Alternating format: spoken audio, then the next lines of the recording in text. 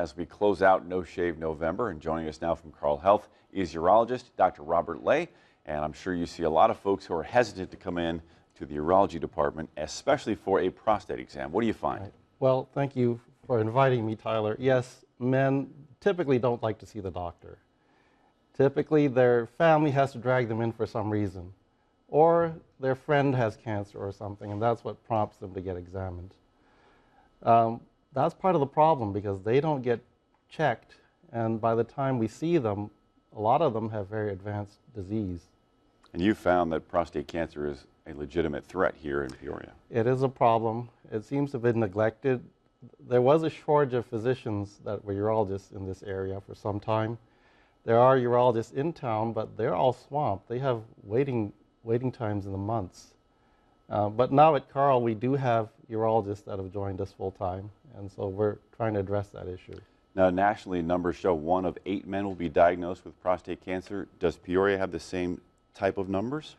Well, it's a little bit hard for me to identify because I see them when they have a suspicion of cancer. Sure. Right? So the primary care doctors would probably have a better handle on that, but my view is that I seem to see a lot more cancers here in Peoria than I was when I was in Chicago.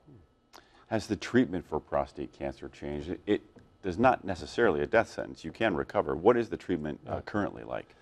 Well, the current accepted treatments are surgery, radical prostatectomy, which is to remove the prostate entirely, or radiation.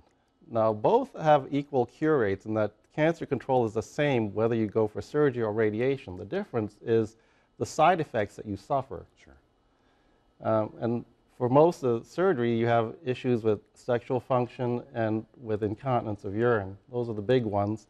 For radiation, they may have a lot of urgency and frequency in the bowel and in the bladder. They may see blood in the urine and blood in the stool. There's a lot of different side effects, but we have very good professionals here in town that can explain all this in detail. Sure.